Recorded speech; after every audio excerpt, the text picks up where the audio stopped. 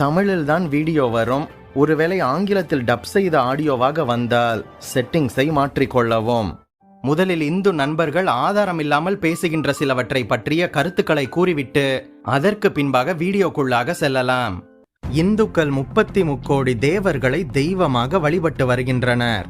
ஆனால் ஒரு தெய்வத்தின் பெயரையோ தேவரின் பெயரையோ இப்போது இந்து மத நண்பர்கள் வணங்கி வருகின்ற சிவன், விஷ்ணு, பிரம்மா, முருகன், பிள்ளையார், ஐயப்பன் என்று எந்த ஒரு கடவுளின் பெயருமே அவர்களின் இந்து மத வேதங்களிலேயே குறிப்பிடப்படவில்லை என்பதுதான் ஆச்சரியம்.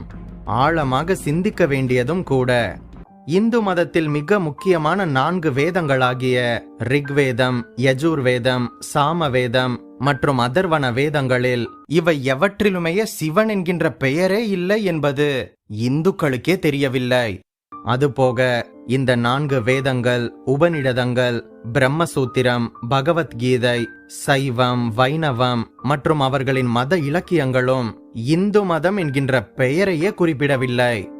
இந்து மதம் என்கின்ற சொல்லை விட ஆரிய மதம் என்கின்ற சொல்தான் சரி என்று நமது தேச தந்தையாகிய மகாத்மா காந்தியே கூறியிருக்கின்றார். இந்த இந்து என்கின்ற பெயரே வெளிநாட்டு பெயராகும். அதுபோக இந்து மதம் என்று இவர்களுக்கு பெயர் வைத்ததே வெள்ளைக்காரர்களாகிய ஆங்கிலேயர்கள்தான். அதுபோக இந்த இந்து மத இலக்கியங்கள் மற்றும் இவர்களின் 4 முக்கியமான வேதங்களிலும் பெயரை சொல்லாமல் குறிப்பிடும் அந்த கடவுள் மற்றும் அந்த கடவுளின் குணாதிசயங்கள், தன்மைகள் அனைத்துமே ஆண்டவராகிய இயேசு கிறிஸ்துவுக்கு மட்டுமே பொருந்துகின்றது. இதை பற்றி விரிவாக இந்து மதத்தில் இயேசு கிறிஸ்து என்கின்ற தலைப்பில் 5 வீடியோக்களை ஆதாரங்களுடன் போட்டிருக்கின்றேன். லிங்க் டிஸ்கிரிப்ஷனில் இருக்கின்றது. கண்டிப்பாக அனைவரும் பார்த்து விடுங்கள். ஏனென்றால் இந்து சகோதர சகோதரிகளுக்கு அவர்கள் அறியாமல் ஆராதிக்கின்ற இறைவன் யார் என்பதை அவர்களின் வேதத்திலிருந்தே எடுத்து சொல்ல வேண்டும். ஏனென்றால் சமஸ்கிருத மொழியில் அவை அனைத்தும் இருப்பதால் அவர்களுக்கு அது புரிவதில்லை. ஆண்டாண்டு காலமாக மறைக்கப்பட்டு வருகின்ற காரியங்கள் அனைத்தையுமே நாம் முதலில் தெரிந்து கொண்டு அவர்களுக்கு அதை பற்றி விளக்கி கூறுவது நமது கடமை. அதற்கு நிச்சயமாக இந்த 5 வீடியோக்களையும் நீங்கள் பார்க்க வேண்டும். சிலர் கூறுவதுண்டு, எங்களது இந்து வேதங்கள் அனைத்துமே இயேசு கிறிஸ்து வருவதற்கு பல ஆண்டுகளுக்கு முன்பாகவே எழுதப்பட்டது என்று. ஆனால் இதெல்லாமே ஆதாரம் இல்லாமல் பேசுகின்ற கருத்துக்கள் தான். இவர்களின் இந்த 4 வேதங்களும் சமஸ்கிருத மொழியில் எழுதப்பட்டிருக்கின்றது. சமஸ்கிருத மொழி கிறிஸ்துவுக்கு பின்பு, அதாவது கிபி 2ஆம் நூற்றாண்டுக்கு முன்பாக இருந்ததே இல்லை என்பதற்கான ஆதாரங்களே இருக்கின்றது. அதுபோக சமஸ்கிருத மொழி கிபி 2ஆம் நூற்றாண்டிற்கு முன்பாக இந்த உலகத்தில் எந்த பகுதிகளிலும் பேசப்படவில்லை, எழுதப்படவும் இல்லை. ஏனென்றால் கிமு 3ஆம் நூற்றாண்டில் வாழ்ந்த அசோகருடைய கல்வெட்டுகளில் சமஸ்கிருத மொழியே இல்லையே. கிபி 2ஆம் நூற்றாண்டில்தான் சமஸ்கிருத மொழி கல்வெட்டை பிராமி எழுத்துக்களில் பொறிக்கப்பட்டிருப்பதை கின்னாரில் நாம் பார்க்க முடிகின்றது. ஆகவே கிபி 4ஆம் நூற்றாண்டிற்கு பிறகுதான், அதாவது கிறிஸ்துவிற்கு பின்பான 4ஆம் நூற்றாண்டிற்கு பிறகுதான் இந்திய கல்வெட்டுகளில் இந்த சமஸ்கிருத மொழியே பரவலாக காணப்படுகின்றது. இந்த இந்துக்களின் முக்கியமான 4 வேதங்களிலேயே முக்கியமான வேதம் ரிக்வேதம் என்பதுதான். இந்த ரிக்வேதத்தில் சிவன் என்கிற பெயரையே நாம் பார்க்க முடியாது. இப்படியாக கிபி 3ஆம் நூற்றாண்டுகளில், அதாவது கிபி 300களில் எழுதப்பட்ட இந்த வேதங்களிலேயே சிவன் பெயரை பார்க்க முடியவில்லை. ஆனால் நாங்கள் 1000 ஆண்டுகளாக சிவனை வழிபட்டு வருகின்றோம் என்று ஆதாரமே இல்லாமல் இவர்கள் பேசுவது வேடிக்கையாகத்தான் இருக்கின்றது. இப்போது இந்த இந்து வேதமாகிய ரிக்வேதம் இயேசு கிறிஸ்துவை பற்றி என்ன சொல்கின்றது? இதில் வருகின்ற எழுதப்பட்டிருக்கின்ற அனைத்து காரியங்களும் இயேசு கிறிஸ்துவை தான் குறிக்கின்றது என்பதை பற்றி ஆதாரங்களுடன் பார்க்கலாம். நம் Bible wisdom Tamil WhatsApp channel link டிஸ்கிரிப்ஷனில் இருக்கின்றது. கிளிக் செய்து வாட்ஸ்அப்பிலும் இணைந்து கொள்ளுங்கள். ஒருவேளை நமது சேனல் நோட்டிபிகேஷன்ஸ் பற்றி யூடியூபிலேயே உங்களுக்கு வரவில்லை என்றால் பெல் பட்டனை கிளிக் செய்து ஆல் என்கின்ற ஆப்ஷனை செலக்ட் செய்து கொள்ள. இந்த ரிக்வேதங்களில் குறிப்பிடப்பட்டிருக்கின்ற தீர்க்க தரிசனங்கள் அனைத்துமே கர்த்தராகிய இயேசு கிறிஸ்துவில் மட்டுமே நிறைவேறி இருக்கின்றது என்பது பலரும் அறியாத உண்மையாக இருக்கின்றது.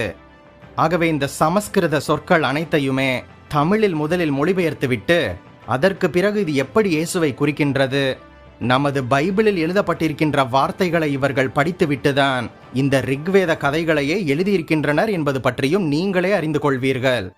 சிலுவையில் அறையப்பட்ட இயேசு கிறிஸ்துவை குறித்து 10 காரியங்கள் சொல்லப்பட்டிருப்பதை தேர்ந்தெடுத்து நான் உங்களுக்கு இந்த வீடியோவில் சொல்ல விரும்புகின்றேன். முதலாவதாக, பலியிடப்படும் மனுஷன் மாசற்றவராக இருக்க வேண்டும் என்று இந்து வேத குறிப்பாகிய நிஷ்கலங்க புருஷா. இன்னும் தெளிவாக சொல்ல வேண்டுமென்றால், காத்தியாயான ஸ்ருத்த சூத்திரத்தில் அத்தியாயம் 6 இது வருகின்றது.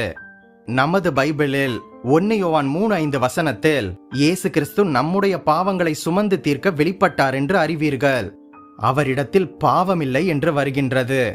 இரண்டாவது குறிப்பு, பலியிடப்படும் மனிதன் மற்றவர்களிடமிருந்து பிரிக்கப்பட வேண்டும் என்பதுதான். இது இந்து வேத குறிப்பில் சதாபன பிராமணம் 13வது காண்டம் 6.22 நாம் பார்க்க முடியும். இது என்ன சொல்கின்றது என்றால், பலியிடுவதற்காக வைக்கப்பட்டிருக்கின்ற குதிரையானது மற்றவைகளிடம் இருந்து பிரிக்கப்பட்டு அந்த குதிரையின் தலையில் முட்களான கிரீடம் வைப்பதன் மூலம் அடையாளப்படுத்த வேண்டும். குதிரையின் தலை என்பது பலியிடப்படும் மனிதனுக்கு சொல்லப்பட்ட ஒப்புமையாக, ஒரு மெட்டபராக இருக்கின்றது. நமது பைபிள் என்ன சொல்கின்றது தெரியுமா? யோவான் 19:2 போர்ச்சேவகர்கள் முட்களினால் ஒரு முடியை பின்னி இயேசு கிறிஸ்துவின் சிரசின் மீது வைத்து சிவப்பான ஒரு அங்கியை அவருக்கு உடுத்தினார்கள் என்று வருகின்றது. மூன்றாவதாக, பலியிடப்படும் மனிதன் தனது சொந்த மனிதர்களினால் நிராகரிக்கப்பட வேண்டும் என்கின்ற குறிப்பு. இது இந்து வேத குறிப்பில் இதரைய பிராமணம் 2.16 நாம் பார்க்க முடியும். நமது பைபிளில் யோவான் 1:10-11 இயேசு கிறிஸ்து உலகத்தில் இருந்தார். உலகம் இயேசு கிறிஸ்துவின் மூலமாக உண்டாயிற்று. ஆனால் உலகமோ இயேசு கிறிஸ்துவை அறியவில்லை. இயேசு கிறிஸ்து தமக்கு சொந்தமானதிலே வந்தார். ஆனால் இயேசு கிறிஸ்துவுக்கு சொந்தமானவர்களோ இயேசு கிறிஸ்துவை ஏற்றுக்கொள்ளவில்லை என்று வருகின்றது. நான்காவதாக, பலியிடப்படும் மனிதன் அமைதியாக பாடுபட வேண்டும் என்கின்ற குறிப்பு. இது ரிக்வேதம் 5.46.1 நாம் பார்க்க முடியும். நன்கு அறிந்த குதிரையைப் போல நான் என்னை கம்பத்தில் இணைத்து கொண்டேன். விடுதலை அடையவோ பின்னிட்டு திரும்புவதையோ நான் நாடவில்லை என்று வருகின்றது. நமது பைபிளில் இயேசு கிறிஸ்துவை பற்றி பழைய ஏற்பாட்டிலேயே சொல்லப்பட்டிருக்கின்றது. ஏசாயா 53:7 அவர் நெருக்கப்பட்டும் ஒடுக்கப்பட்டும் இருந்தார். ஆனால் தம்முடைய வாயை அவர் திறக்கவில்லை.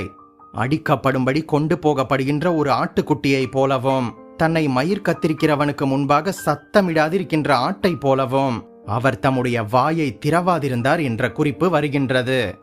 இவை அனைத்துமே இயேசு கிறிஸ்துவில் மட்டுமே நிறைவேறியது என்பதை நாம் பார்க்க முடியும்.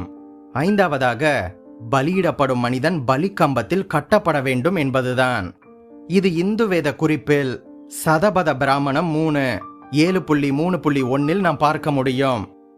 இது என்ன சொல்கின்றது என்றால், பலியிடுவதற்கு முன்பாக அந்த விலங்கை பலிக்கம்பத்தில் கட்ட வேண்டியது மிகவும் அவசியம் என்று வருகின்றது. நமது பைபிளில் பழைய ஏற்பாட்டிலேயே இயேசு கிறிஸ்துவை பற்றிய தீர்க்க தரிசனம் இருக்கின்றது.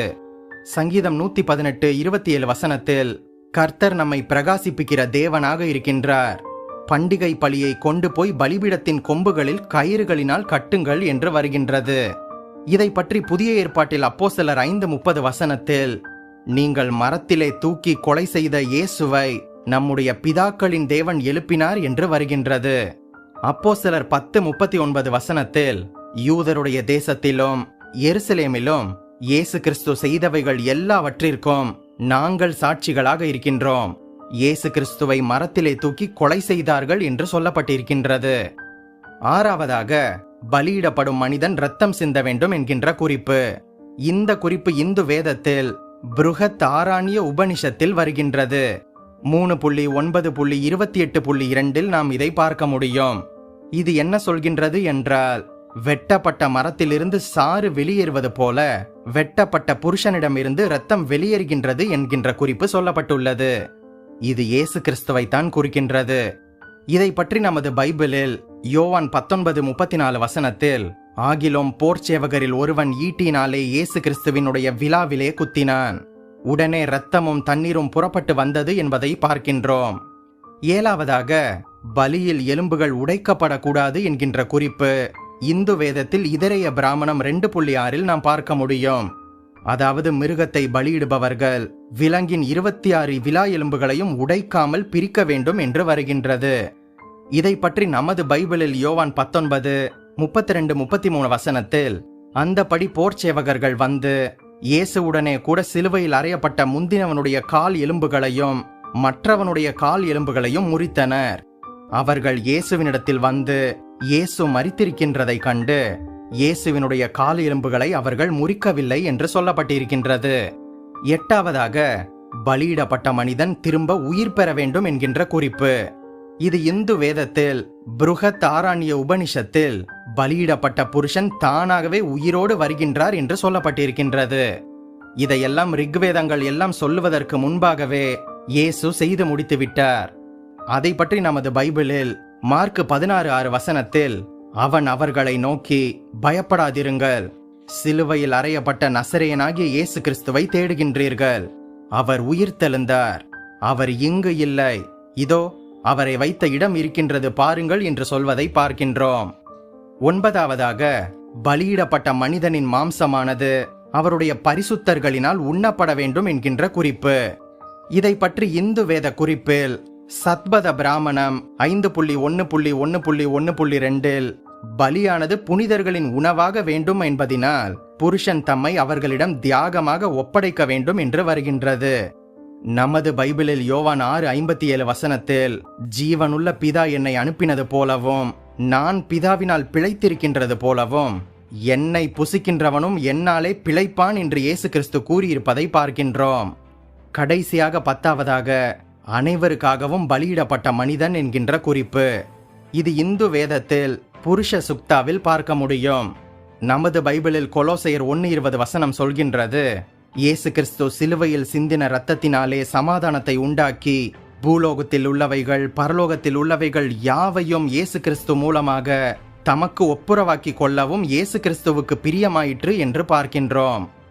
அதுபோக உலகில் உள்ள பலருக்கும் நன்றாக தெரிந்ததும் இந்து மதத்திற்கு முக்கியமான ஒரு மந்திரமாக இருப்பது இந்து வேதத்தில் பிருஹதாரண்ய உபனிஷத்தில் 1.3.28 காணப்படுகின்றது.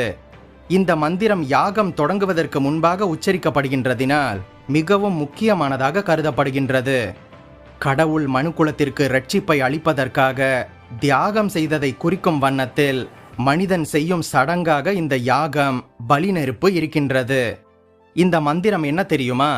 அசதோமா சத்கமய, தமசோமா ஜோதிர்கமய, மிருத்யோர்மா அமிர்தம் கமய என்பதுதான் இந்த மந்திரம். இதன் அர்த்தம் என்ன தெரியுமா? அசத்தியத்திலிருந்து என்னை சத்தியத்திற்கு அழைத்து செல்லுங்கள், இருளில் இருந்து என்னை வெளிச்சத்திற்கு அழைத்து செல்லுங்கள், சாவில் இருந்து என்னை சாவாமைக்கு அழைத்து செல்லுங்கள் என்பதுதான். இது என்ன என்பது தெரியாமலேயே இந்த மந்திரத்தை பலரும் உபயோகித்து வருகின்றனர். பிராமணர்களுக்கே இந்த மந்திரம் யாரை குறிக்கின்றது என்பது தெரியாது. நான் சொல்கின்றேன், இந்த பிரார்த்தனைக்கான பதில், இந்த மந்திரத்திற்கான பதில் இயேசு கிறிஸ்துவில் மட்டுமே காணப்படுகின்றது.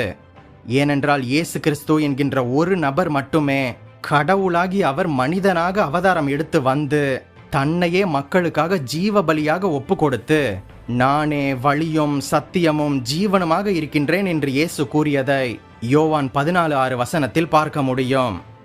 இயேசு இப்படியாக அவரே வழியும் சத்தியமும் ஜீவனுமாக இருக்கின்றார் என்று சொல்லியது போல இந்த உலகத்தில் யாருமே கூறவில்லை என்பதுதான் நிதர்சனமான உண்மை. அதுபோக இந்து நண்பர்கள் மிகவும் பயன்படுத்துகின்ற வார்த்தையாகிய ஓம் என்கின்ற வார்த்தைக்கு என்ன அர்த்தம், இந்த ஓம் என்கின்ற வார்த்தையே இயேசு கிறிஸ்துவை தான் குறிக்கின்றது என்பதை பற்றி அவர்களின் வேதங்களிலிருந்தே ஆதாரங்களை எடுத்து ஒரு வீடியோவாக நான் வெளியிட்டிருக்கின்றேன். இதை பார்க்கவில்லை என்றால் டிஸ்கிரிப்ஷனில் லிங்க் இருக்கின்றது, பின்பாக பார்த்து கொள்ளுங்கள். உலகத்தில் அழிப்பதற்காக வந்த கடவுள்களை மக்கள் வணங்கி கொண்டிருக்கின்றனர்.